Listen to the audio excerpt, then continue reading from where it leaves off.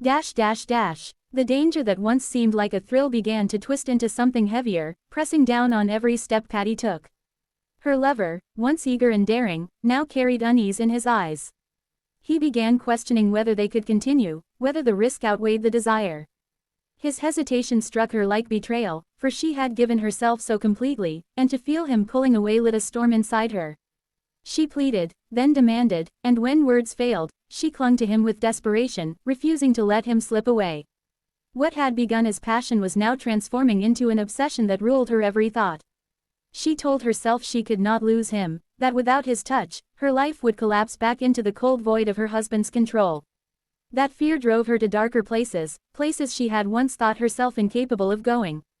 The lies she told at home grew sharper, her deceptions more reckless. She no longer trembled when her husband questioned her. Instead, she met his suspicion with icy defiance, daring him to prove what he could not. She began to feel power in her ability to deceive, as though she had unlocked a secret control over the lives around her. Yet in that power lay corruption. She used manipulation to draw her lover back in when his resolve wavered, playing on his guilt, on his longing, on his fear of losing her.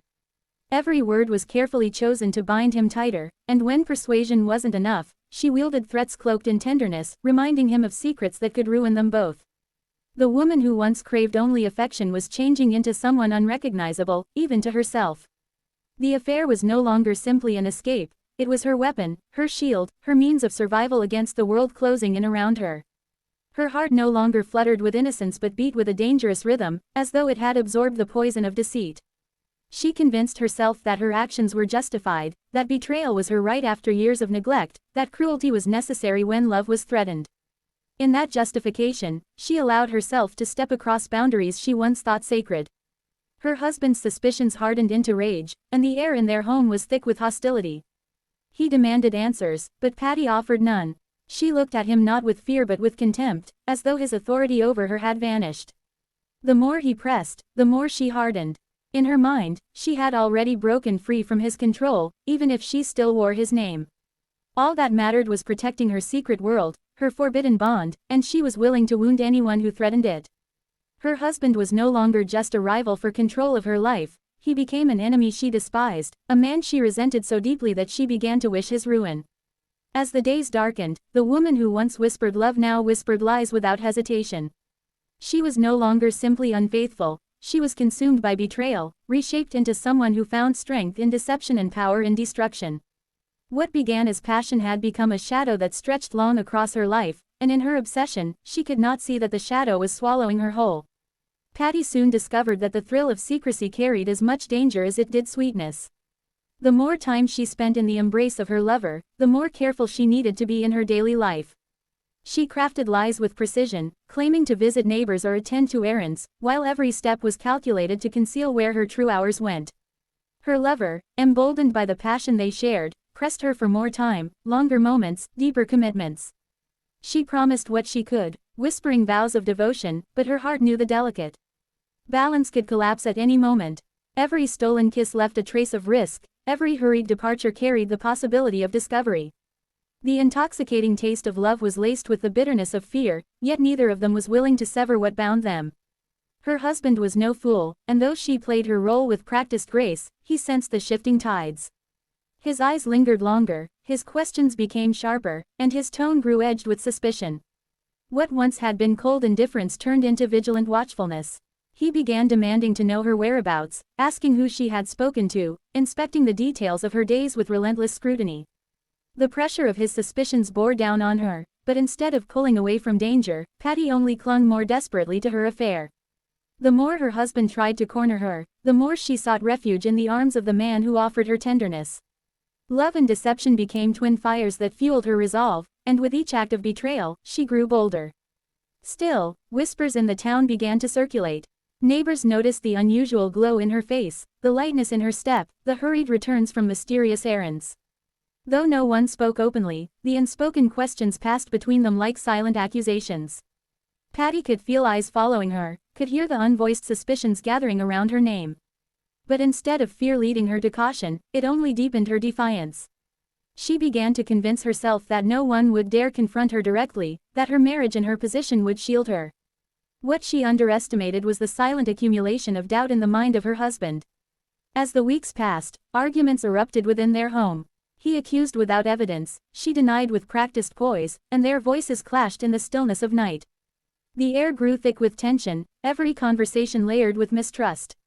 Yet when she slipped away to meet her lover, she felt as though she was stepping into another world entirely, a world where desire mattered more than fear, and promises drowned out the voice of conscience. It was in those moments that she felt most alive, yet also most vulnerable, for she knew she was standing on the edge of ruin. The walls of her double life were beginning to shake, and though she sensed the danger, she was unwilling to surrender the passion that made her heart race. In the quiet rural lands of 1829, Patty Cannon's life appeared to be one of order and respectability. She was married to a man whose presence carried weight in the town, a man older, controlling, and suspicious of everyone, including his own wife. To the eyes of the community, Patty's household was well managed, her position stable, and her duties fulfilled. Yet behind closed doors, the truth of her marriage was one of suffocation. The walls of her home did not echo with tenderness but with silence, mistrust, and cold commands. She was a woman bound by a ring but never touched by affection, a wife whose youth and beauty had long been caged in a loveless union. Her husband's sharp glances were not of desire but of possession, and in that prison of loyalty, Patty began to wither. What no one saw was the hunger that grew in her heart. Beneath the proper smiles she offered in public, there was a quiet ache, a longing to be looked at not as property but as a woman deserving of warmth. When her path crossed with another man, younger, charming, and unafraid to linger in conversation with her, she found herself breathing more freely. The first touch of his hand seemed accidental, but the lingering heat it left behind burned deeper than years of her husband's coldness. Words exchanged in secrecy soon became whispers of affection, and stolen moments in hidden corners blossomed into something dangerous. The forbidden nature of their meetings only sharpened the intensity, and Patty, starved for tenderness, embraced the betrayal as if it were her only salvation. Each time she returned home to her husband's suspicious eyes, she carried with her both fear and exhilaration. Fear, because the deception she practiced would mean ruin if uncovered. Exhilaration, because for the first time, her heart beat wildly, and her body knew the sweetness of passion. She played her part well, speaking politely to her husband, carrying out her duties, and pretending to be the dutiful wife, but her thoughts lingered elsewhere. She was learning the art of living two lives, the public face of restraint and the private world of desire. She became skilled in deception, crafting excuses for her absences, inventing stories to explain her glow, and mastering the ability to smile while hiding truths that would shatter her household. Yet beneath the romance and secrecy, there was also guilt, though she tried to silence it. She wondered if she was betraying only her husband or herself as well, for each step deeper into the affair bound her heart with cords of risk.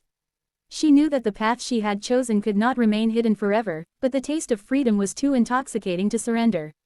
In those moments with her lover, she felt alive, as though she had stepped outside the suffocating rules of her world.